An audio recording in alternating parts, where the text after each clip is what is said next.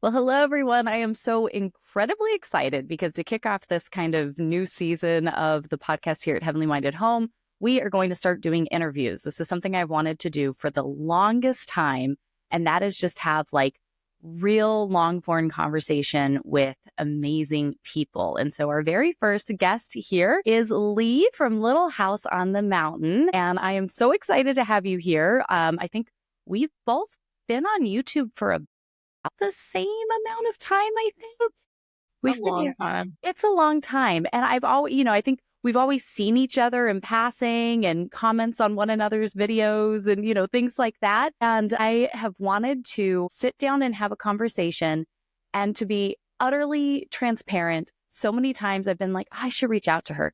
No, I can't reach out to her. And so I've just kind of stayed over in my own lane. And so I am so excited to finally get to sit down and to have a conversation. I think this will be really, really fun. Well, I don't know what we're going to talk about, so that's exciting for starts. Because it's a real conversation. I hate doing too much ahead of time because then it doesn't feel like natural when you do it. And it's like, we're just going to see where it goes. And I have to say, one of the things I've noticed about you over the years is I don't think I've ever seen someone post with as much consistent fervor as you. So that has impressed me so much over the years. Sometimes I'm thinking like, how in the world is she putting out that much content and homeschooling and doing all the things? And it's really impressive. So I just wanted to say that first of all. And I also want to give a shout out to if my Little House on the Mountain people are here watching this, because I really have such a beautiful community of women and really just created such an encouraging space, which I think is so unique because in the world, I don't think there's a lot of encouragement between women. And I think it's important that we are set apart in that way as women, which is why I think this is really great that you're doing this too, because I think that our relationship should look different than the relationship between women in the world. So I wanted to say hi to my Little House on the Mountain people if they're watching, and check out Heidi's other things because I think she has some great stuff. And like I said, she's been putting them out with fervor over the years. But it is funny when people come out and they're like, I've done this. And I'm like, we've put out like over 2,000 videos and those are just the public ones, not even the private ones. I didn't realize that it was so much compared to others, right? Until sometimes when you run into things and I'm like, oh, is that a lot? No one's coming to you with the excuse like, I don't have time. I can't do it. No one's coming. But if you guys don't know who I am, my name is Lee. My main channel is Little House on the Mountain. I have a secondary channel now called Homespun Income, and I have a lot of different offshoots that have come off of Little House on the Mountain over the years. And basically, my main goal is to encourage people, specifically women, but everybody, towards intentional and faith-based living. So intentional living is my term for, I guess, the concept that's popular, which is slow living. Yeah. But I've spun that into more intentional living because I think slow living kind of took on its own aesthetic over the years. And maybe it's a little bit confusing for people. They think it's just people like, twirling through the meadows and they have endless time in their day to do so.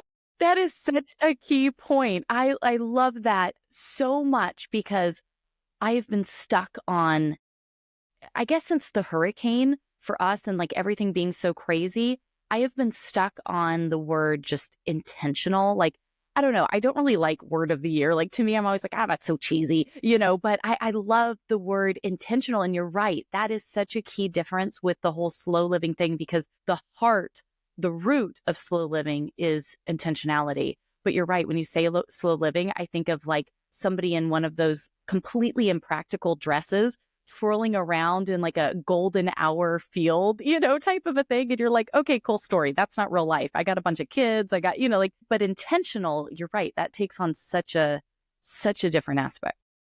Yeah. And it's not that I don't like a good meadow twirling. Yeah, sign me up. I like that, but I really just felt like we needed to hone in on this idea of being intentional in every single aspect of life. Because I think also the world today, there's a lot of chaotic energy and we're very non-intentional in the different areas of life. We're so overstimulated that everything's all over the place. And so I thought, let's really hone in and harness on excellence with grace being intentional in every area of our life and creating like this really encouraging environment where women can heal, because a big basis of my thing is also my own healing journey that I've been on both mentally and physically. And I wanted to encourage other women that like healing is possible and that God desires healing in every single area of life. But in order to achieve that healing, we have to begin to become intentional.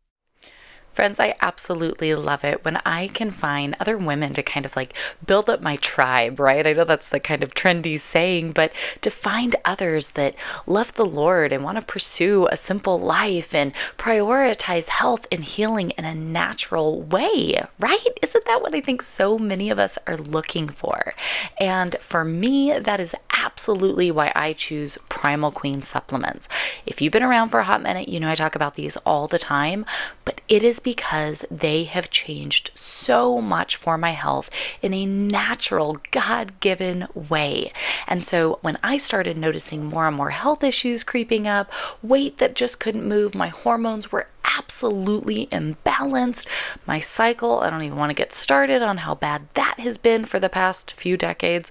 But when I found different things, like I started a carnivore way of eating, I started cutting out certain processed things in my life that made such a difference. And then I started taking just these 2 simple little capsules every single day. In just these 2 capsules, I am getting 6 beef organs that are going into my body, and because they are all natural, no fillers, nothing extra, my body, as God designed it to be, can actually absorb all of the nutrients in this. So I'm not just passing it back out, I'm actually soaking up everything that's in here.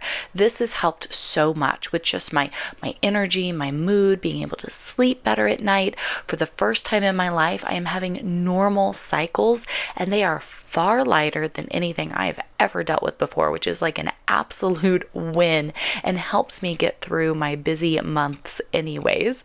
And I'm noticing things like amazing boosts to my immune system, help with my weight loss and just overall bloating that I deal with quite frequently as a PCOS survivor of all the wonderful things that this world throws at you. And so I just wanted to share with you guys that if you are looking for a natural way to truly start boosting your health, your body, as we all want to heal and move forward in just the best way that we possibly can, definitely check out these Primal Queen supplements. I get a monthly supplement pack that I just pour into my little glass container here. Take 2 every day. I am good to go. I will leave a special link down in the description. Use my code to save you money when you subscribe. All right, back to the conversation. So that's kind of the heart of where that has come to over the years. It started one way, and then I just felt God moving my heart in that direction. And I think that's really fantastic, because I think that, I understand in the world of social media, we understand the base that, looking at someone's Instagram or, even YouTube or whatever, you're seeing the highlight reel, right? Like you're seeing that. And I understand now as a creator too, from that aspect, that I always try to put my best foot forward. So, if I am trying to record a video and my kids are running through the house all crazy and, there's just stuff all over the place that I haven't taken care of, that doesn't put together a good video, right? That's very chaotic. It's hard. Like that's hard to watch something like that, So it's like, yeah, you do certain things but it doesn't mean that everything's perfect. Just because I'm not saying anything about, about my husband or my marriage struggles doesn't mean that we're not having them. It's just that's my personal, relationship with my husband. I'm not going to, put that stuff on blast. And so there is kind of this hard piece of, being real and authentic while still, it doesn't mean that I have to be like the Truman Show, and everything is just playing. And so I think that, that's one key aspect of it. But then we've also kind of come into this place in YouTube and social media, and just really YouTube even taking over what we used to watch on cable TV and things like that. And so people start to see, especially from women, I notice it from women so much, but it's always the perfect house, the perfect setup, the consumption of so many things. And I think that it's been that way for so long that we really are seeing so many women that are over it. I'm over the like perfect everything and just almost like Stepford wife, type content. And they want the real and the authentic. And that's one thing that I've always loved. Okay, I don't watch much YouTube. I really, really don't. And I know it's kind of funny, right? Somebody who puts so much out, I guess maybe that's why I put so much out on YouTube. I don't actually have time to sit down and watch it. So like, I don't watch very many things, but I've always seen your channel over the years and watched videos. And I always appreciated too that I was like, oh, this is so cool. This is another girl that really focuses on the heart and the root of the message.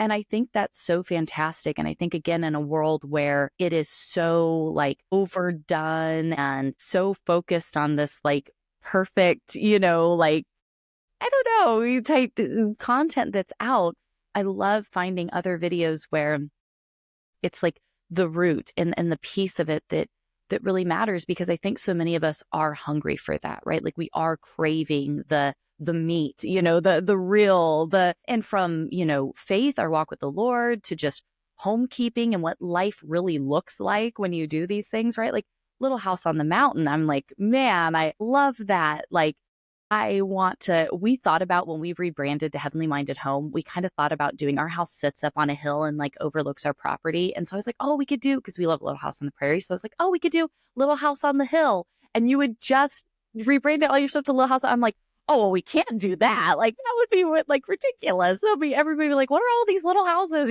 tucked up places? But I love it because I watch your videos and there's that like calm and that peace to intentional living and natural living and the rhythm of the seasons and all of these wonderful things. But it doesn't just stop there. I love that it's like, okay, well, now let's dig into the root, the heart, the why. And I think that's just such a wonderful thing to focus on.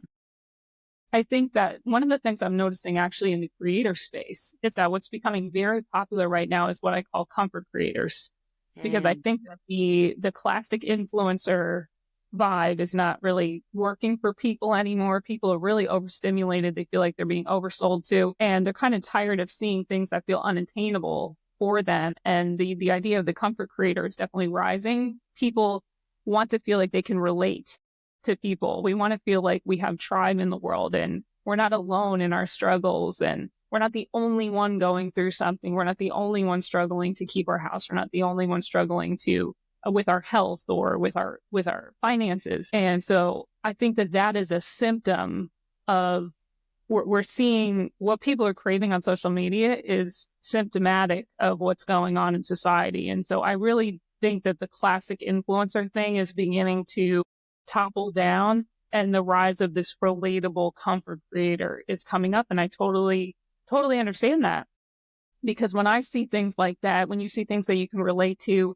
and other women that are going through similar things as you, or they're in a similar stage of life, it's like, okay, because sometimes you can get in your head and you're at home a lot, you start to feel crazy. Like I must be the only person experiencing these things, feeling these things, going through these things. But then you realize it's not true. And there's definitely an aspect to comfort in that. And I think that's because God created us as tribal people to be in community, and we're so scattered today.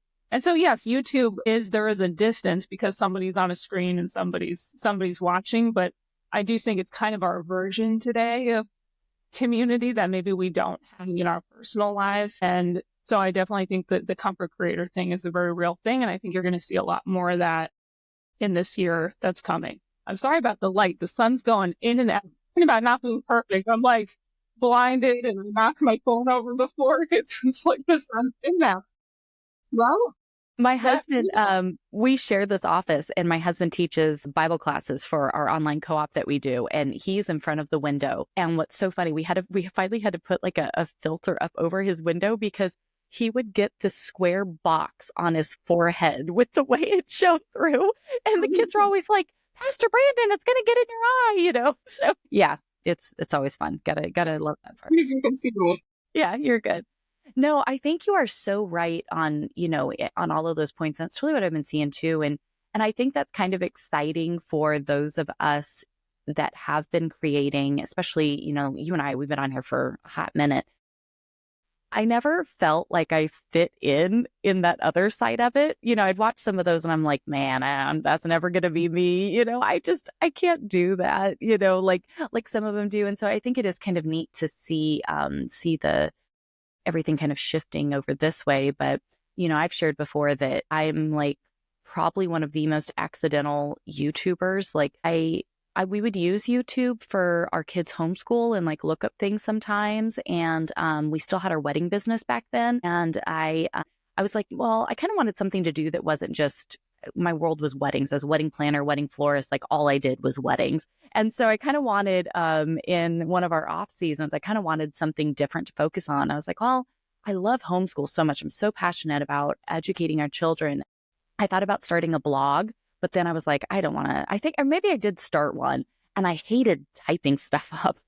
And so I was like, the kids would always talk about YouTube. And I actually thought my kids made up the term YouTuber. Like I thought it wasn't a real word. Like I thought they made it up. That's how out of touch with all of this I was. And I was like, you mean I could just talk and like say what I want to say and like not have to type it up? Okay, we'll give that a try. And I thought it would be like a place where you could just record stuff to like link back on your blog. Like I had no clue how it worked. So that's how I started my YouTube journey. I had no clue how any of it worked. What made you get started and start doing, stuff on here?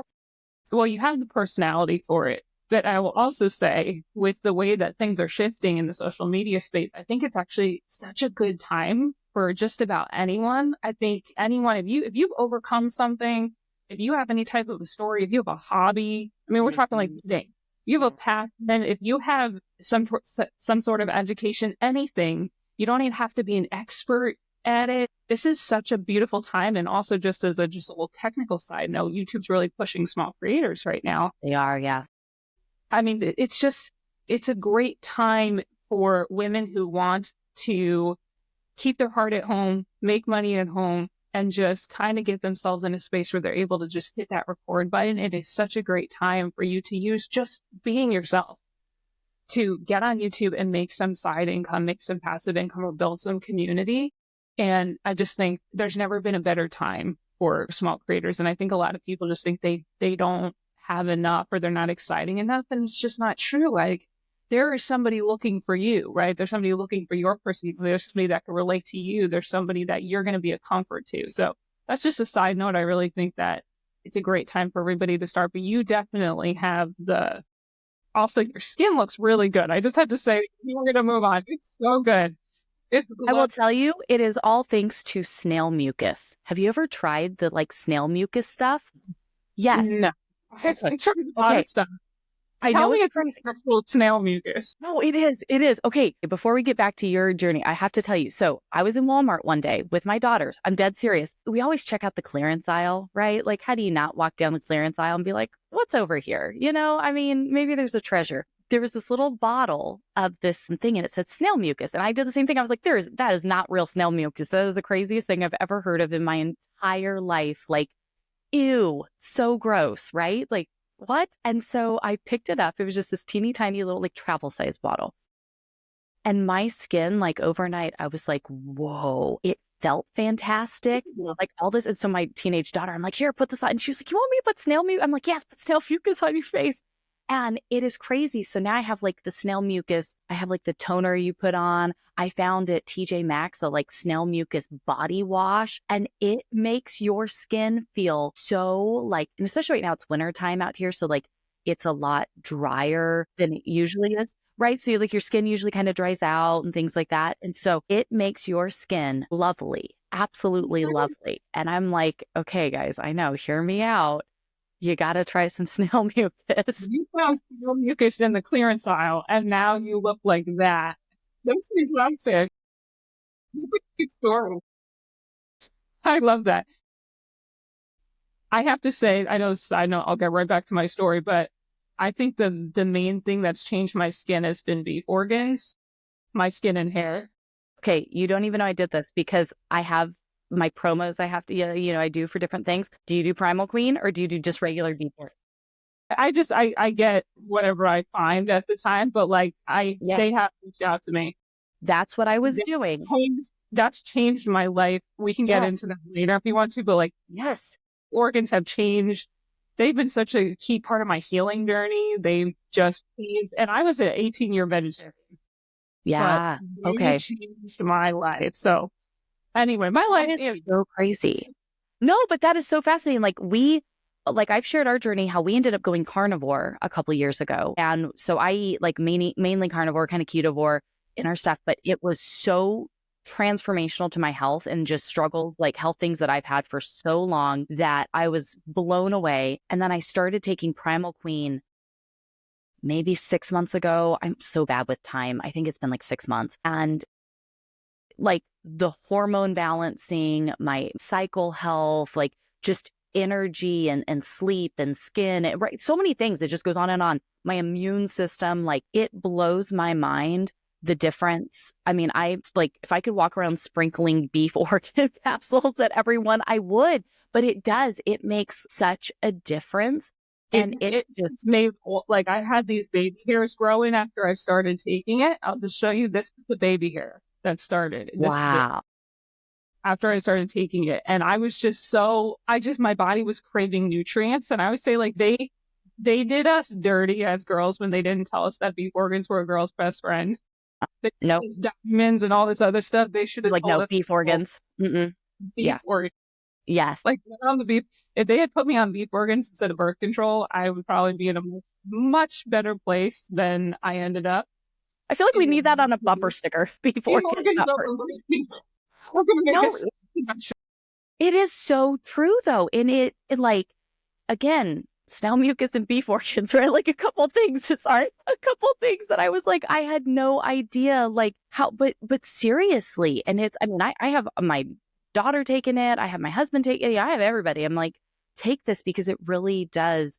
And again, it's like big surprise. God designed our bodies to retain the things that he designed, right? And so like you use the things, you consume the things that God designed over chemically processed whatever, 100%. And look at the difference it makes in your life. It's been life-changing. I'm a completely different person than I was, 10, 11 years ago. So I was, my quick story is, I was in the modeling industry for 12 years, mainly in New York City, but I worked in different cities. And then God allowed me to crash out.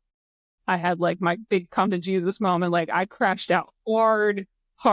And I met my husband, got married, and the Lord just over the course of, a little over a decade has just completely transformed my life.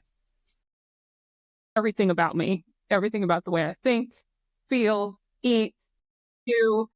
And I've had endometriosis since I was 12.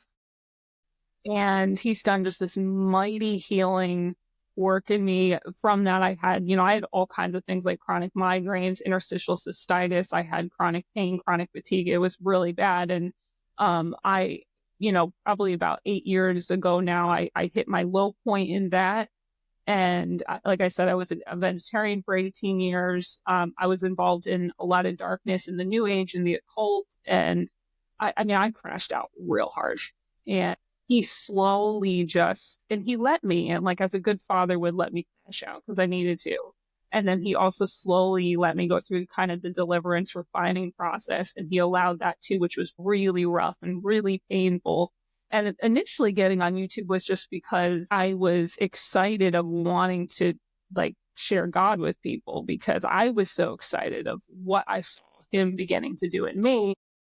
In hindsight, it was premature. Like it was premature for me to get on and start talking about that. I should have spent more time in the quiet with God. Isn't it like they call it the cage stage, where you're just so excited that you're just like want to shout from the cage, just everybody, which is fair. I think we all have that moment where you are. And especially when you've been so transformed in such a powerful way, like your testimony, it's hard to not just want to walk around it's like when you fall in love and you just want to be like, you want to tell everyone and make all the Facebook posts about, the guy and everything. It's like, but you maybe should chill out and like keep it quiet until you're sure. But I should have allowed some more time of refining and maturing alone with the Lord. And I know that now in hindsight. So that's a little, if anyone's, I think it's good to be excited and share, but you definitely want to allow yourself some time of maturity, because, there is responsibility when we're sharing these things. And I take things way more seriously, like my YouTube.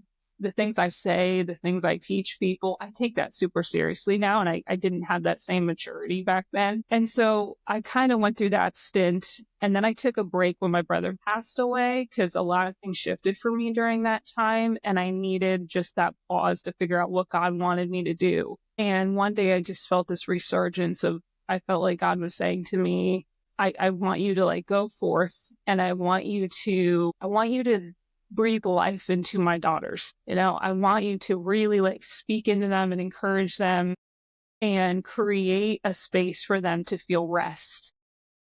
And so that's kind of been my aim. I don't know how well I've done overall. I'm trying. Well, even at times when I haven't felt restful, or, you know, I just kept feeling like God kept speaking to me, steady on. He kept saying, steady on, like, just be steady. There's so many things in this world that are just not steady for anyone. And he just kept saying, steady on, and just give that place of rest. And I will do the other things, like seek first my kingdom and my righteousness, and I'll add all the other things to it.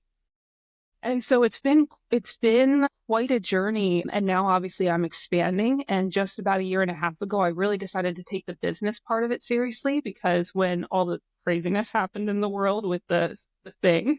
Yeah. Lots of the words on your video. The word that shall remain unspoken. Yes.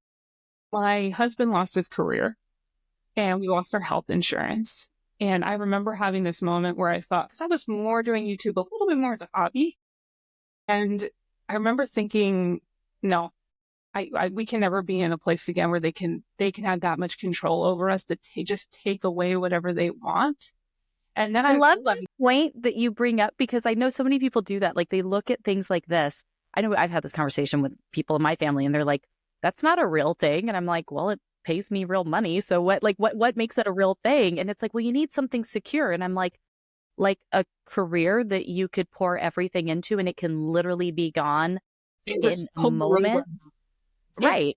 With nothing. Like, if again, but like when our security comes from a place of the world, that's always going to be a not actually secure thing, you know, like our security comes from the Lord and the Lord alone. Like, he might use different means, right, to create, to fulfill that, but our security comes from the Lord. And that is a huge, huge, huge difference. Yeah.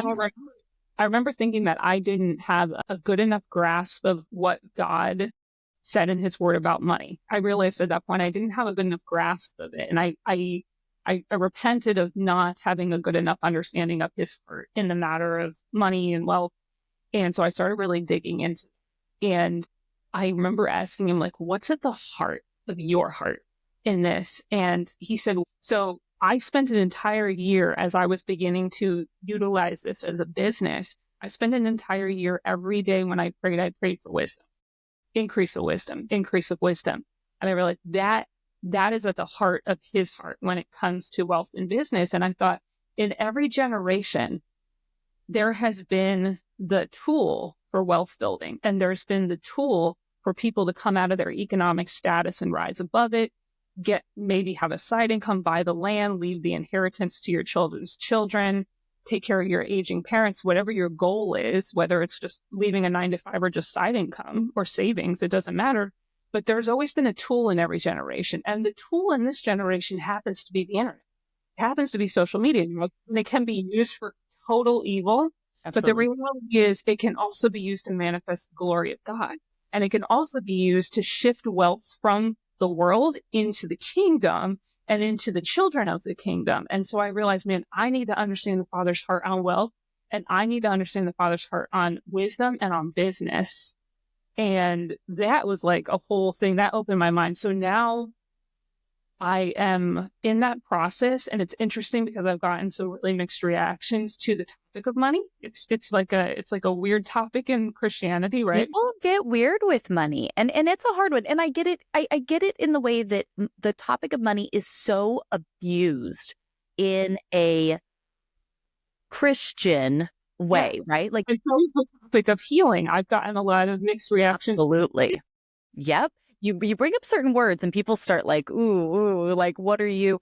And so I do get it. I absolutely do get it. And I understand it. And Like I found Randy Alcorn. I love Randy Alcorn on the topic of finances. Obviously, he talks about, the eternal and all of that. And I love that. And like, but he was almost kind of like a diamond in the rough to find, because most of the time when you go and you're looking for, how does God view this? It's either the absolute prosperity or absolute poverty, right? Like you usually find people that are like the extremes on either end. And you're like, but And rich is bad and poverty's holy. yeah, That's the thing that's happened. And it's because of the abuses that you're talking about. It's because we immediately link prosperity with prosperity gospel.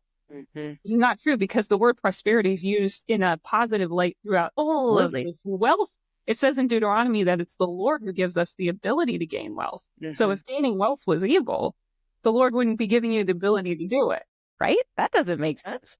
I had to relearn. I mean, in my healing journey and in this business journey, I had to realize how many limiting beliefs and wrong beliefs, things that were in opposition to what is written in the scripture, things that were in opposition to God's heart and his wisdom. I had to have this whole moment where I realized all of these limiting beliefs I was carrying around and deal with them and have that accountability. I'm like, where did I get this thing from? How did I take on this belief? And what is God really saying about it? And then begin to speak over.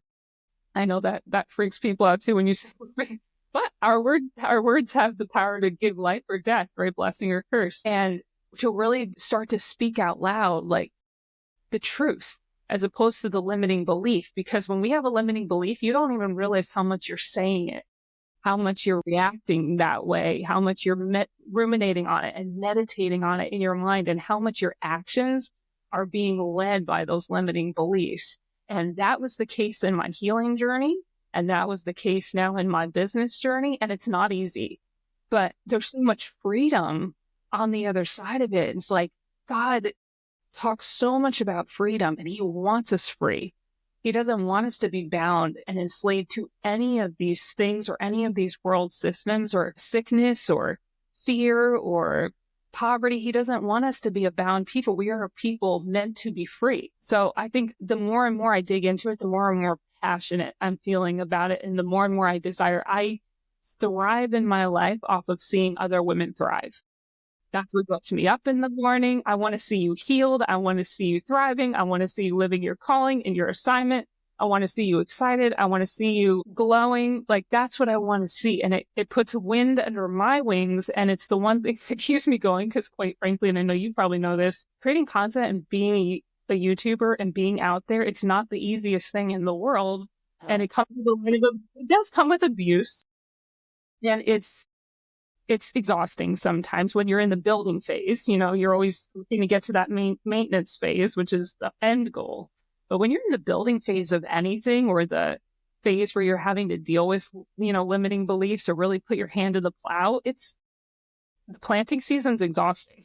It really is. It really is. And you're so right with that. When we'll kind of shift into that, because you started a new channel, Homespun Income, and I got so excited because the business financial side of anything is like my personal favorite. Like, I just love that. I went to college for business, own my own business. Like, if I'm going to sit down and watch, my friend Sabrina, they moved out here, and she started as someone who watched on YouTube, and she laughs, she'll crack up because she's like, this really is all you watch. Like, if I'm going to sit down and just consume content as my entertainment, as my piece, I watch a financial podcast. That's just the stuff that I really love. And so that's my enjoyable thing is, something to do with that. And I love the business side of it for so many reasons. And when I saw, I've done handfuls of videos, here or there, and I like to make it, I think it is an important thing. And money is so hard because people get so weird about it. And I understand, but I still think it's an important thing that we need to discuss at least sometimes. It really is an important key piece. And so much of what we are dealing with in life, I always say life is as lovely as we choose to see it. I can choose today to see my life full of blessing and beauty. And it's not because I have financial independence. It's not because, right? It's not because of all of these worldly things. It's because I know that the Lord's got it and I trust in him, and I'm going to make the most out of today because I know I'm not promised tomorrow. But I think when we look at it, so often I talk about, my family, we live below the poverty line. We don't have a ton of money. There's a lot of us. Like, do you know how expensive it is to feed 4 kids, and half of them are teenagers? Like it's, life is expensive. It takes things, sure. But it always amazes me that whenever I talk about, the idea of poverty, money, just dealing with the real life. I mean, you can't even afford eggs right now. These prices and different things are just like ridiculous with worldly things going on. It is funny because I feel like I oftentimes get the people who are so mad at me. How dare I? I'm on YouTube, so therefore I must be like a millionaire and everything's amazing or whatever. And I'm like, that's not how that works. Thank you so much. Like, I am thankful for the income I do make, but I promise you, I'm nowhere near. My Google AdSense check was $22.36. Like,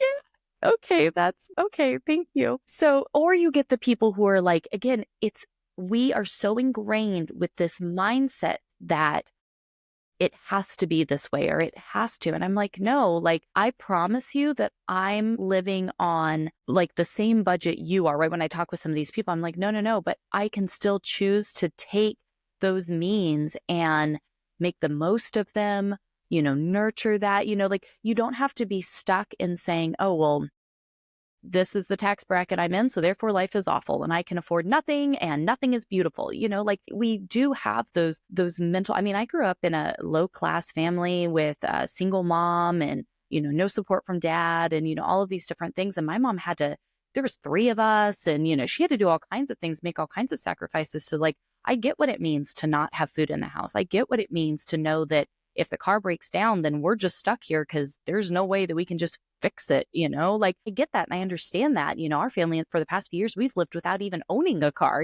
so like, get the struggles in the pieces, but it's that mental piece of it that puts those roots down in you that really makes all the difference. And so I think having these conversations are important to have, because I think when you start to hear these conversations from others that you can relate to in different ways, right? So maybe I come to you because I'm trying to heal and looking for natural ways or whatever. And then you start talking about this and you're like, hold the phone, wait, like, tell me more, because I can see I can relate with you over here, but now you're saying this too. Like, this is such a different way to think about it. In reality, it's part of healing. It is. Healing our relationship with resources. Mm-hmm. Is a piece of healing. There's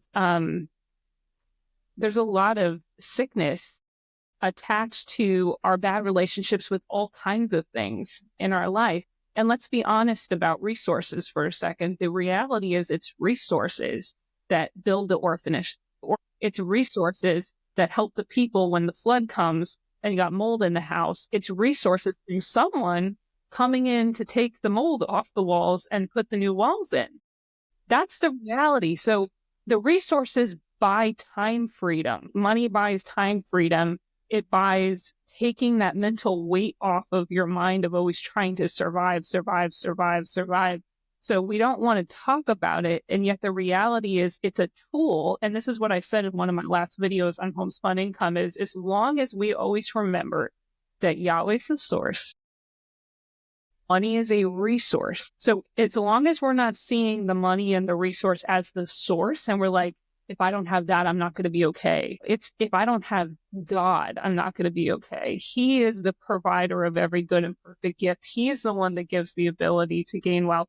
As long as we're seeing him as the source, and this is just a tool that God uses to manifest his glory in the earth, that he uses to give little bits of time freedom. And he says a righteous man leaves an inheritance to his children's children. So having these resources is not bad. And as a matter of fact, God can use them through a righteous person to do all kinds of good in the earth. And that's one of the main things I think people need to just be able to break out of that mindset that they're stuck in and realize, okay, as long as I continue to see God as the source and I don't make the money the idol, and my heart's not seeking riches, my heart's seeking God. There's nothing wrong with money. And as a matter of fact, it's a wise and good idea to figure out how to get more of it. Mm-hmm. Because we're called to be stewards. That's what we're to be. And I think that's what something is so fascinating is when you start to have that mental mindset shift of stewardship. Like, I know that was one that really stood out to me when I really started my like minimalism journey, years back. And it was like, I was sitting around looking at all the clutter in my house. We had just had our fourth baby, homeschooling, trying to run a business, doing all of the stuff and keeping up. I mean, we live on 8 acres, which I get isn't like the biggest piece of property in the world, but like it's a lot of work. There's a lot of things that have to be done. And I was really looking at all this. I'm like, I have all this stuff. It just stresses me out because I'm constantly trying to deal with this, deal with that, deal with it. Like it's this like never ending process. And then I'm just hoarding all this stuff that like I'm not even using. Like, why do I even have it? And it's not that stuff is evil and stuff is bad. Stuff is just a resource. So how am I handling these resources? And it was one of those things for me where I started looking at things and going, if I don't use this, it's causing me stress because I'm having to maintain it, clean it up, keep it out of kids, mouths because I had a little one at the time or whatever. Then wouldn't I be a better steward if I passed it on to someone else to let it go be a blessing in their life versus just hoarding it? And it really is the same way. God tells us very clearly that money isn't evil. The love of money is the root of all evil. Yes, when you aren't understanding that there is the source and then the resource that he passes on for it to be used, whether it is your stuff, your abilities, maybe you're just an encourager and that's who you are, through and through. Like, are you going out and using that resource of encouragement and giving it freely to others? Well, that's the talents. Yeah, exactly. Well, talents is the whole thing where the wicked, unprofitable, slothful servant thought they were doing the right thing by burying the thing that the master had given them, buried it there, thinking, oh, well, I'll just, and that servant had the wrong idea of the master. Mm-hmm. He accused the master, well, because you're like this, I buried it in the sand. It's like, well, you had the wrong idea about who the master was. And so out of fear, you decided to bury what he had entrusted you with, and you decided to bury it. And then he's like, not only, I'm going to take it away from you, I'm going to give it to the guy that already has 5 or 10, talents. I mean, it's kind of funny when you read that and you're like, wow, that was so harsh. And it was like, yeah, because he missed the whole point. He missed the whole purpose. Socialism, he was taking, give it to this guy. Yeah. And I think that is what's so important is when we start to have that shift of stewardship, it really does make you look at everything in your life so differently. How am I being a good and faithful steward? Intentional. I'm intentional. Yes. Intentional again, right? Every time. And it's like, no, this isn't my stuff. It's what's been entrusted to me. Now, how do I respond to that? How do I use that? And so I think that is so neat to see, your tagline there, making money online God's way. I love that because like you said, every generation, you go back and look at, the Industrial Revolution and all of these different things in history, like every generation is given this tool to use to build wealth and freedom and change lives. No, we're not gonna see real tycoons anytime soon, but we do have the internet. And it is something that, I know for us, what was it been like a year now, 2 years or whatever, when we had a video that I felt like was just a normal video. I mean, I used to put out a video every single day. So I felt like I was just doing the same thing every day, more or less talking about the same stuff. And we had one video just absolutely go viral for us and like pop off the charts. And we were like, what is happening? This is so crazy. But then there was a financial impact to that, right? Like, I mean, the reality is we only make like a few cents per view that, comes on YouTube. So no, like, it's not like we're making millions of dollars, but for our family, it really was a big boom from what we were used to. And it was really interesting to that was for me, like the first time I looked at this and was like, oh, wow, like you can really make money on here, so we had been on YouTube for a long time. Like I said, I started it off completely disconnected from how YouTube works, like any sense of the word. So I really spent a long time just making stuff because I was passionate about the topic. And then being able to couple that passion with, how you could actually earn an income and do different things, I think is so fascinating and such a great piece to look at it because everybody, I believe, has something that they can teach or offer to someone else. Everybody does. Everybody does. You've overcome something, and the person 3 steps behind you is like, how did you get there? Maybe you feel like you're not anywhere special, but they're looking at you like, how did you do that? And you don't realize how many people are looking for that kind of encouragement. And maybe they're looking for someone who's super relatable. Maybe they don't want to follow someone who feels like they're totally, in a whole different, chapter of life than them. Maybe they're looking for someone that feels super relatable, but has taken those next 3 steps that they don't know how to take. It's really Right. simple. Yeah. I mean, if I need to go and get some help with budgeting and putting stuff together, I don't want to go get that advice from a billionaire, right? Like a billionaire's idea of, but right, like that's so unrelatable where I'm like, buddy, you don't even understand, like what I'm dealing with here. And I think it is the same thing, right? Like if I go, I mean, how many times have we had like a broken appliance or something going on in the house and I'm like searching, how do I fix my dishwasher? Because I can't call the repairman. I got to figure out how to do it myself. And then you pull up some of these guys and it's like a dude in his old blue jeans, or whatever. And I'm like, you tell me. He's like, grab zip ties. And I'm like, you are my guy. Yes. Thank you. How do I fix this with zip ties? The perfect example of this, just a really simple example of how somebody could take something that's just like a hobby. You're great at embroidering, let's say.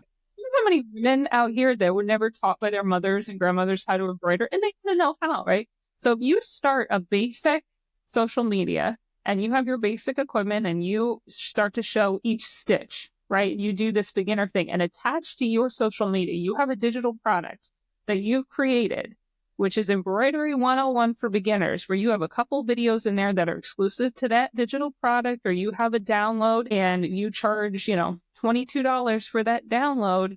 That is how you start to generate passive income. It can be as simple as that. People overcomplicate it. They think they need to have this and that and all the things. It can be as simple as that. And if you learn the basic strategies, which is important to know, you have to learn those basic strategies and you learn how to set things up properly, you can create passive income that can change your family. And I think a lot of this is about breaking generational curses, generational wounds, generational patterns, because just because an inheritance wasn't left to you, an inheritance wasn't left to your mother, doesn't mean you can't leave an inheritance, doesn't mean you can't leave a legacy. We are called to be people who break chains and patterns and bondages and who do better than the generation before us. And so there's no reason that we can't do that. And there's never been actually a better opportunity for the average person to rise to the economic station than with the internet. I can't think of another time in history where there was a tool where just your average person could rise above their economic station from their living room. Right.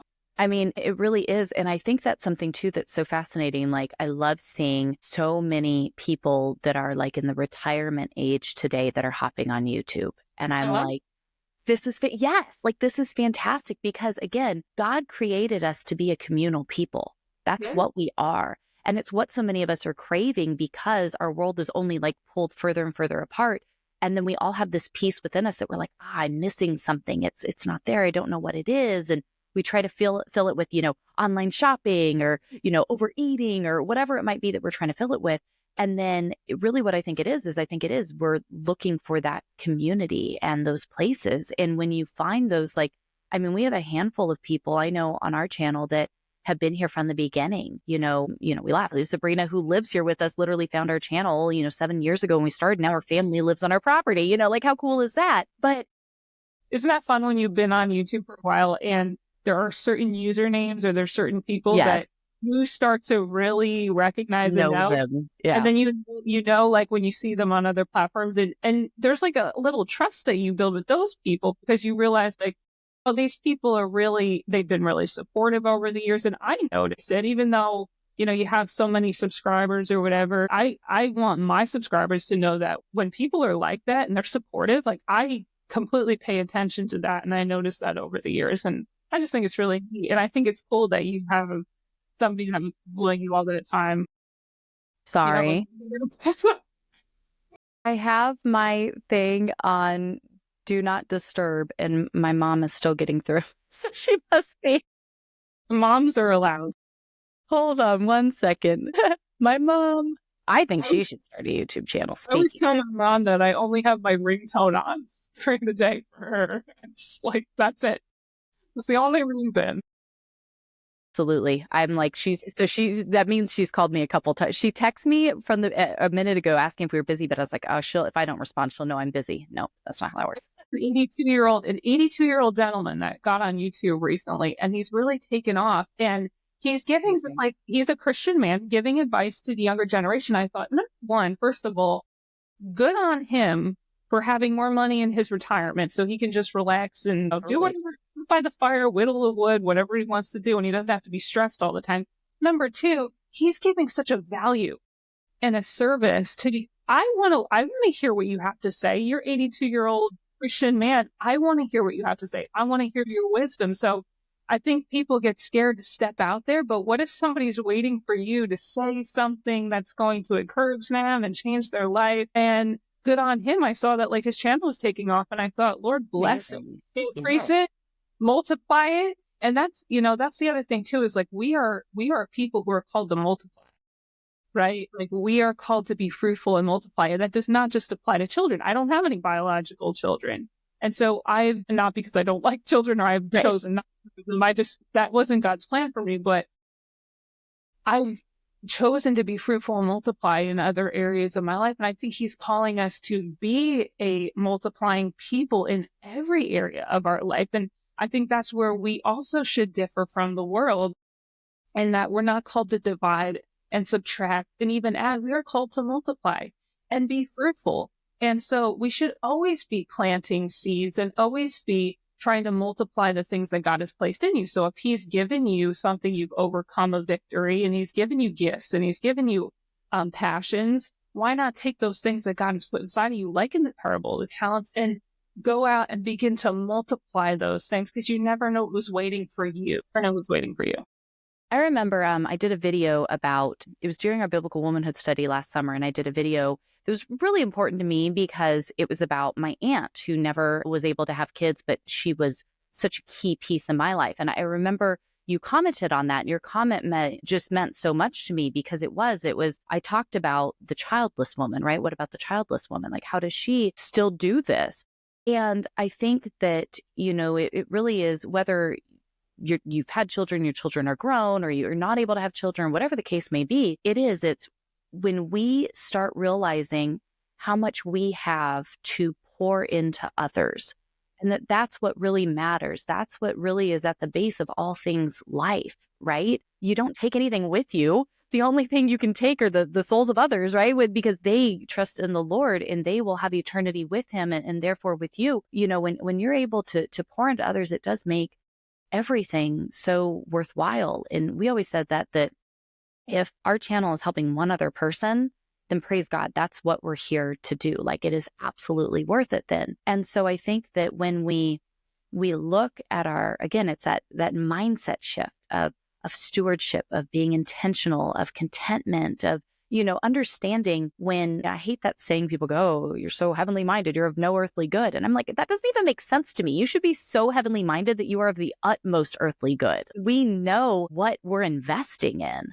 I'm investing in the things that are eternal, and so I might be making literal investments here, but it is because I am being heavenly minded about what I'm doing with the resources the Lord has entrusted to me, the people he's put in my path, the things that we come in contact with. And so I think that really is so important. So on Homespun Income, what have you been doing so far, and where do you kind of see that going? Because I'm assuming you're still going to be posting to both channels and things like that. Yeah. I created a course based on Homespun Income, just like I have one for, Little House on the Mountain, which is based on healing. Mm-hmm. And that's entering your healing era. I do have a bunch of free resources too. I have starter kits for both that people can get for free on my website. It's awesome. And one of the things that I think just sets that message apart with Homespun Income with that course is I really go through the foundations of the mindset. Because what I see online with a lot of the financial or passive income channels is they go right to the strategies. And I'm watching people fall off, burnout, all these things. And I really think it's because if you just jump into strategies and you don't deal with the mindset things, and you don't connect the dots on creating that really solid foundation, we are called to build on the rock, not on sand. So if you are just stacking strategies, you could spend $20,000 on courses, stacking all these strategies on the sand. The second the wind comes, the second the waves come, it's going to fall. And I think that's so important to be willing. And a lot of people, they don't want to have to do that foundational work. But what I keep saying in the videos is that that's what generates the sustainable success. And that's what you ultimately want. You want transformational, sustainable success. You don't want a viral video. You don't want to just make $500 and then you don't know what to do with yourself. You want to begin to create a space in your mind where you're healing this relationship with the idea of your calling and your assignment and lack and scarcity and abundance. Because one of the things you just said before made me think that a lot of this revolves around the lack mindset, the scarcity mindset, which I believe started in the garden with Eve, where the serpent convinced her of lack. So she had everything around her of total abundance, and he convinced her that the one thing she didn't have, to focus on the one thing she didn't have. That she shifted from the abundance mindset of like, the Lord has provided everything I need, to this is what I don't have. And she couldn't stop thinking about it. And she needed to know how to get that thing. And what you were saying before about children, the place I've come to with that is that the Lord has said to me, why would you be focusing on lack, what you do not have, when I am asking you to focus on abundance? And I feel like a mother. I feel like an auntie. I feel like a big sister. I feel like a spiritual mother all the time. He's saying, focus on the abundance of everything I want to give you. Focus on all of that. And if you are hyper focused on some lack in your life, some scarcity in your life, you are missing every single thing that God is calling you to multiply in, because you're so fixated on the lack. And I think that we miss out on so many blessings when we are fixated on the lack. And so I really just want to show people how to heal their relationship with the wealth, how to build. And I do give the strategies of how to do the things online. I have a whole thing in my course on how to create a digital product that actually sells, that people want to buy. So that's all important stuff. But yeah, doing the mindset work and also being able to differentiate between how the world makes money and sees success and how God sees it, so that your success can not only be sustainable and transformational and create the things in your life that you want it to create, but it can change you and it can change the people around you. And it can take the things that God's put in your life, even the things that have been hard in your life, and transform those things into something that's of value, that manifests the glory of God. That is the ultimate thing, to manifest the glory of God. And when we become healed people, when we heal physically, the dogs are going to start barking. When we heal physically, the garbage truck just pulled up. When we heal physically, when we heal mentally, when we heal spiritually, we are of so much more value to other people. And so it's worth taking that time to put in the work to heal. It's worth taking that time to put in the work to heal your relationship with all of these aspects of your life, including your body, including your mind, including the pieces of your soul. It's worth it, because then you can be of value, more value to your children, to your husband, to your parents, to your friends, to your community, to your church, to your audience, whoever it is. And again, it's about being intentional in all of these different areas so that you can greater manifest the glory of God. We see, like Lydia in the scripture, God used her as a businesswoman, and God used her to house his people, right? And he used her in so many different ways. I've looked into her a little bit, but all these different women in the Bible that he used their gifts and their talents and even their resources to do great things and to manifest God's glory. Yes, which I love, because you see that in scripture, and it talks about this, and it doesn't go and say, hey, women, go be a girl boss, money, money, money, be Lydia, right? Like, that's not what it says, but it also doesn't like condemn her. Like, she was so successful and had so much. No, she was a good steward, and she gained resources from the source, and she used them appropriately. Like, I think it's like this, such a quick little blip in scripture when you read, but like, you really do learn so much from her, and like from that small little. The businesswoman was not condemned at all. As a matter of fact, God used it. The Proverbs 31 woman, I think that gets a little skewed sometimes, into babe culture, but she was incredibly resourceful and industrious, and incredibly wise. And, Solomon, I mean, it was his wisdom that queens and kings of the earth came to him and paid tremendous amounts of money just for his wisdom. So wisdom is it's more precious than pearls and rubies and jewels. And I can't stress enough, gain wisdom, pray for wisdom. I think God wants us to pray for wisdom. Every time you pray, increase in me wisdom. First of all, we need it tremendously in the world today because we need copious amounts of discernment. Yes. Yes. But anything you're going to do, whether it's going into any aspect of your healing journey, your healing era, your wealth building journey, whatever it is in your life, or even just in our homemaking and our role as mothers and wives, daughters, we need wisdom, because there are so many narratives, so many agendas, so many things flying at us, and without wisdom and discernment, it is so easy to get swept away in deception and in falsehood. And so praying for wisdom on how to be intentional in every area of your life will change your life. Yeah. And I think it's fascinating to see, just culture, right? Everything, it shifts from one side to the other. I mean, that's what it does. And so when you live in a sinful, fallen world with sinful, fallen people, as we all are, we all need salvation through Christ and Christ alone. And we all need to be transformed and renewed and really just guided by the Holy Spirit. You go through all those pieces, you understand that. But it is fascinating to me to see, again, I think we're seeing the shift on YouTube with people wanting real, relatable, like we're seeing these changes and things. And even just in the cultural climate around us, you're seeing people realizing that our health is just absolutely out of balance, that we've been so over medicated and over chemicalized and, all of these different things. Like it's interesting to see, even from a completely secular, aspect on things, that the world is finally going, hold on. I mean, the fact that the Department of Education is being challenged, I feel like every homeschool mom is over here going, finally, thank you so much, right? There's some of these things where I'm like, finally, I love the fact that saying, beef organs are so healing. People now, I feel like people used to look at me and think I was crazy when I was saying some of these things.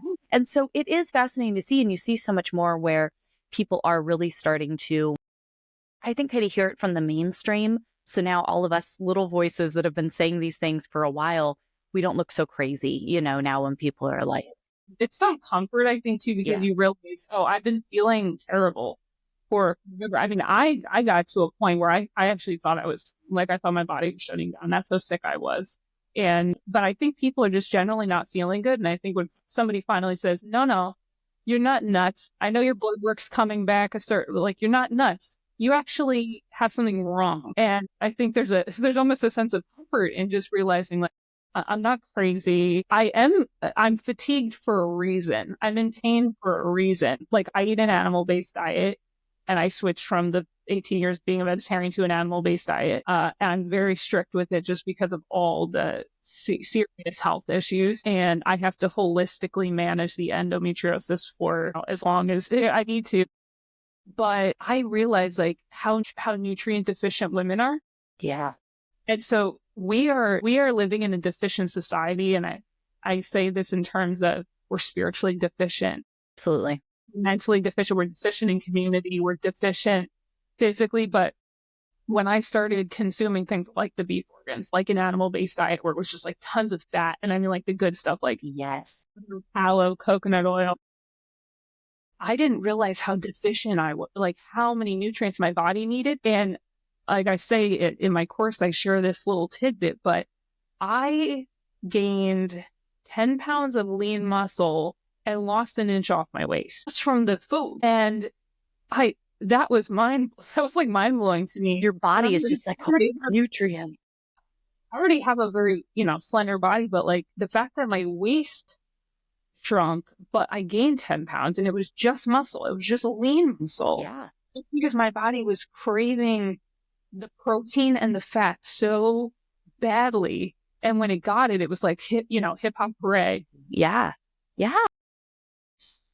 And I talk about, and I feel like sometimes people might think I talk about food ad nauseum, but it's so important that I'm going to scream. Okay, so we might have to do a follow-up podcast where we just talk about the food aspect and the healing aspect and that, because it is, and it's But when you start to notice those things, that the deficiencies in life, that I think we all are feeling to a degree, and it's just, there is healing and there are ways to work through this and to just really get so much healthier in every aspect of life, spiritually, physically, mentally. I mean, you name it. And it doesn't come from the ways that we've been told it comes from. And I think the more that we, start to find that, and that's where, I think that, while you and I could have both sit here and talk about all the woes of creating content, because it is a full-time job. It is not easy. You have to deal with a lot of things. There is definitely that side of house clean and all of that, and bake the food from scratch and all that stuff, and it's a lot. It's a lot, and it really is. But again, when there's a deeper heart root purpose to it, it's all worth it.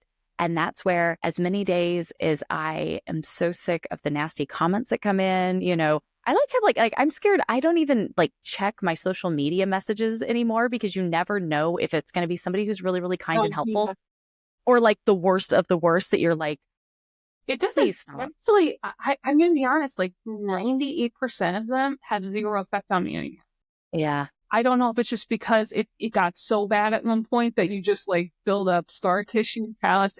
I mean, every once in a while, someone will really get the thing, they'll be like, but 98% of the time, I feel like I'm reading something about someone else. I'm like, well, that was kind of rude, but this doesn't, it's like, Heidi user from channel. That's why I'm it's not worth my time. I'm not with you. I tell my kids the same thing. I go, do you know that that's false?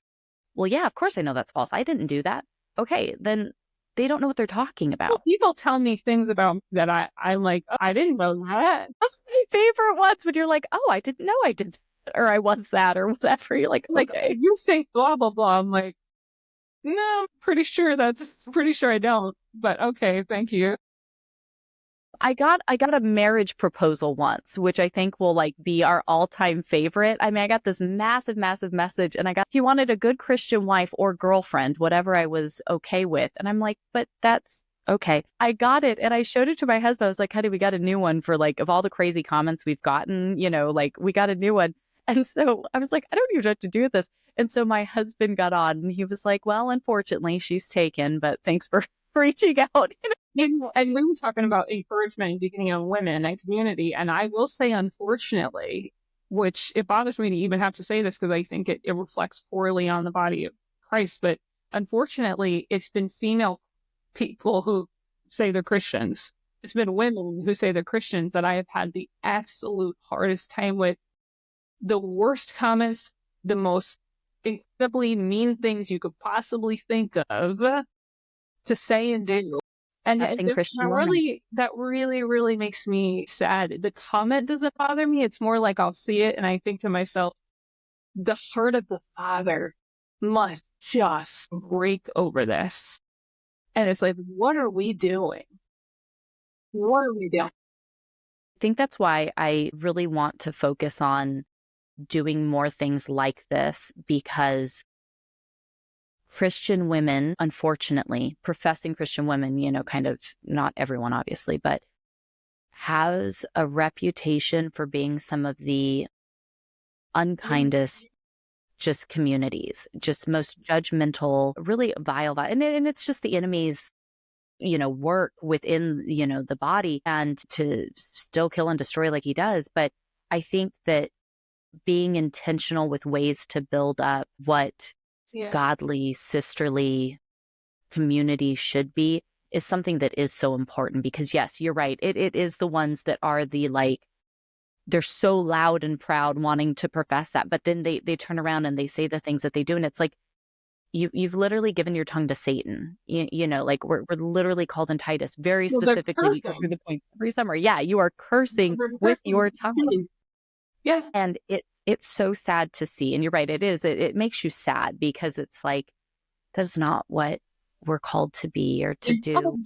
Proverbs 31 is that the law of kindness is on the tongue. And when we are choosing to curse with our tongue, and then we are professing Christ, you are taking the name of God in vain. You are lifting up the name of Christ empty of who he is. You're taking his name in vain by professing him and then going out of your way. I mean, everybody has a bad day, right? Like we have a bad day. You say things you shouldn't say. But when you're going out of your way to go around consistently and with your tongue, and I will say, if you're getting that from women, you have to also realize the words that we speak have a lot of power. We're made in the image of God. And when he spoke, he's able to create when he speaks. We can't create, but we can manipulate what's already been created around with what we're speaking, whether we're speaking life or death, blessing or curse. And when someone is speaking like that to you, whether it's a health diagnosis, whether it's some woman being mean to you, whether it's somebody trying to put a limiting belief on you, whatever it is, I think we need to start to get to a place as women where we are walking in our path as, daughters of the King, and we understand that we need to verbally reject these type of things. All curses sent without a cause will not come to rest. And when people are trying to put things on you that are not what God has already spoken about you, it's okay in a loving, firm way to say that is not what God has spoken, or to say, get behind me, Satan. They might not like that, but it's okay to do that because you do not have to receive that. That's not what God has spoken about you. But I think it's really important that we, again, like we said, wrapping all the way back to the beginning, how important it is for us to be set apart as a female community from the world. And one of the first ways that we can do that is just to watch how we're using this towards each other. Because I want to see you do excellent. I want to see your YouTube channel blow up. I want to see you, prosper. I want to see you be in good health as your soul prospers. I want you to be blessed. And why wouldn't we want that? And I think a lot of it comes down to being controlling.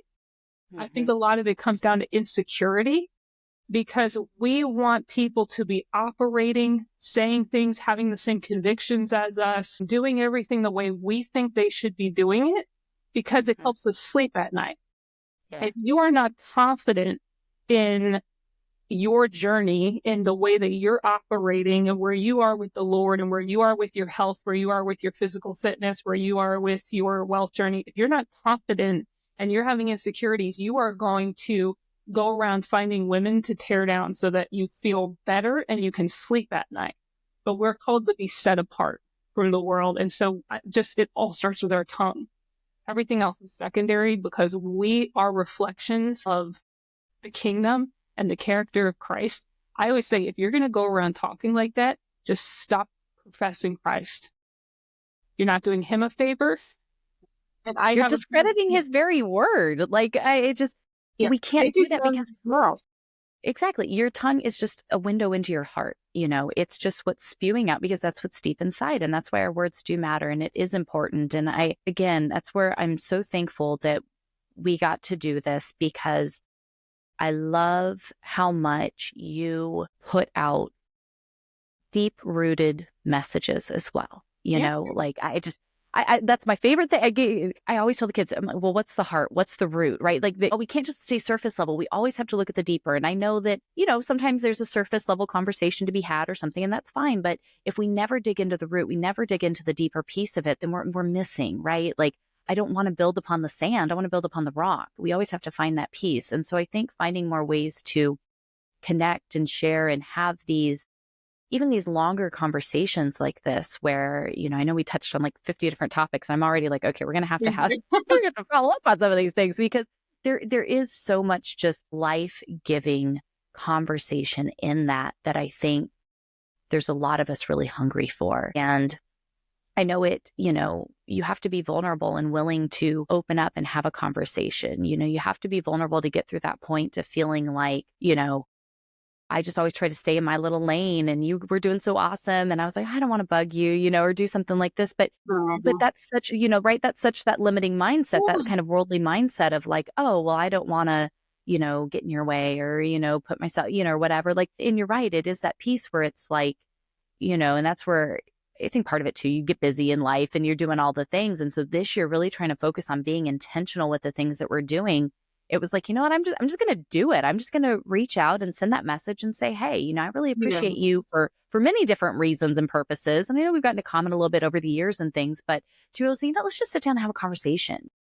Let's lead that path by saying, this is how women do it. Like, we're not all competing with one another. We're not all like, we're all here to build up and to invest in others for the eternal. Like, that's what my job is, the same as your job in that way. And if we can do that by having a conversation and sharing with not only the amazing communities the Lord has brought us here on this platform, but then extending that out and beyond, like, praise God, why would we not want to do that? Like, that's amazing. Yeah, I think sometimes too, like we hoist people up that we see on the screen, right? Or we think, oh, they have a certain amount of subscribers. And, I don't have the physical capacity to get back to every message, unfortunately. I feel so bad, you wish you could, but people to feel it. I mean, people don't see me out slipping in my chicken coop picking up poop. You know what I mean? I'm just trying to function and like do the things. I'm just trying to do the things. I'm just trying to get through it as much as you are, I promise. So, I just think that that's just allowing ourselves to realize that at the core of it all, like, we're all just daughters of God out in this crazy world, just trying to do the things and trying to figure out, like, what is my calling and what am I supposed to be doing? And we all deal with loss. We all deal with pick up poop. We all deal with all of these things. And so it's just, I think, connecting over the fact that we're daughters of the King and we're called to, I'm really hoping that there can be even just a small movement of women who really set their heart to lifting other women up. I think it's super important. It is definitely not like that when I was in the modeling industry. It was not like that when I was in the world. And, I think that would be so healing. As the woman, we're just trying to navigate the chaos. Like, we're just trying to navigate the chaos, right? And I think the lovely really is in the ordinary, I mean, it really, really is. And so I think seeing more, the reality is that most of us do use things like YouTube as our main forms of, connection and other places like that. And so I think seeing more of the ordinary and learning how to see the lovely where you're at, because some of us, we didn't grow up like that. That's not what we see from the world. That's not what we were trained to see. And so sometimes I think it does take, that little encouraging voice that can say, hey, this is lovely. You can enjoy this. Look at this little blessing God gave you today, right? Like, I was feeling worn down and tired today. For some reason, the weather was warm, the sun was shining, and I got to sit outside and listen to the birds. Like, that was what I needed, that just really filled my soul and encouraged me to go in and take care of all the things I got to still take care of, but we can look at that and go, that is blessing, that is beauty, and that made my life lovely today. And I can now focusing on the abundance and not the lack. Exactly, because that's that key piece. Instead of, being stuck there, you get so stuck in that one little piece, just like even the garden. We're going through and we're reading the Bible in 90 days right now in my members group. That's what we're going through and doing. We always start off every time when we're in Genesis. And I'm like, y'all, we all want to sit here and look at Eve and be like, what is wrong with you? How can you ruin everything? And I'm like, but whoa. Are we so different? And we're not, right? It is the same thing. And I think that is so important when we realize that and go, man, am I stuck focused on the lack today? It's just those two things. It's focused on the lack and then questioning God's word. Yep. Every time. Focusing on the lack. And did he really say this about me? Did he really say this about them? Did he really say this about whatever the topic is? It's, did he really say it? Is it really written? And that's it. Lack and questioning God. And that's that's where all of it comes from. That's the heart of the chaos. It is. So I just, again, thank you for coming on and joining me for this. This was fantastic. I feel like we could sit here for like 10 hours and go through all of this stuff, but we'll definitely have to do this again because I think there are, so many of the things here, I know we have very similar passions in these ways. And I'm so thankful for your channel and everything that you're doing on Little House on the Mountain, on Homespun Income, the fact that you have these resources and things put out there, and just continue these conversations. I'm very, very thankful to you for all that you do here and just all your encouragement and wisdom that you not only are being intentional to gain for yourself, but that you're turning around and reinvesting that in the eternal because you're investing it in people here today. And so thank you for all of that. I really do appreciate it. I know you've been such an encouragement to me on many different occasions, and it just I'm really glad that we're finally making things like this happen, because I Yeah. think it is And if I have those free resources, if people just want to dip their absolutely. baby toes in the water,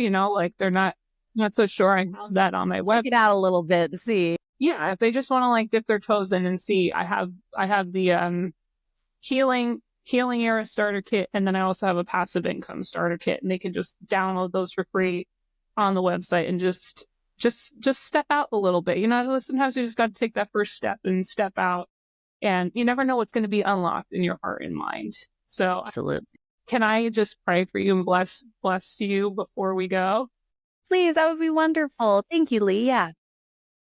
Father, I thank you so much for my sister Heidi, and I thank you for all of her followers, everyone who has been encouraged and touched by her work. I thank you for the heart of fervor that you have put in her, that you have given her such a desire to be an encourager. I thank you for the spiritual gift of encouragement that you have placed inside of her.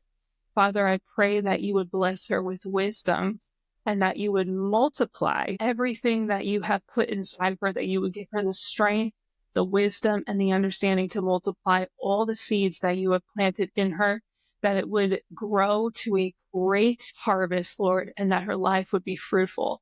I pray a special blessing over her home and her channel, over her family, that you would hedge about them, Lord, and be their hiding place, that you would protect her from curses, from harm.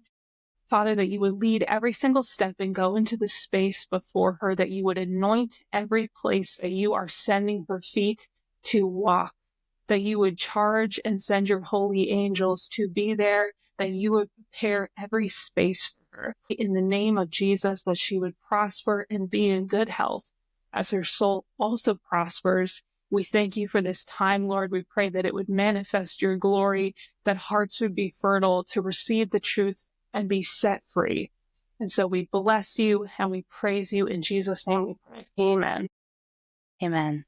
Thank you for that, Lee. I appreciate you so much. And for all of you tuning in and joining us, make sure you go over and check out Little House on the Mountain. Make sure you check out Homespun Income and go and see everything, all those freebies she's got over there, so you can check out the things Lee has. And just thank you all for being here and for joining us in this conversation. I love going back and reading the comments, right? It's like we're talking along with everybody as we go, and seeing that, because again, I think that a lot of us, this is what we're looking for. This is what we're craving. And so thank you for joining me on this. If And you're for all of on the mountain and you haven't hit the subscribe button, you got to go right now there and do that and hit the like button.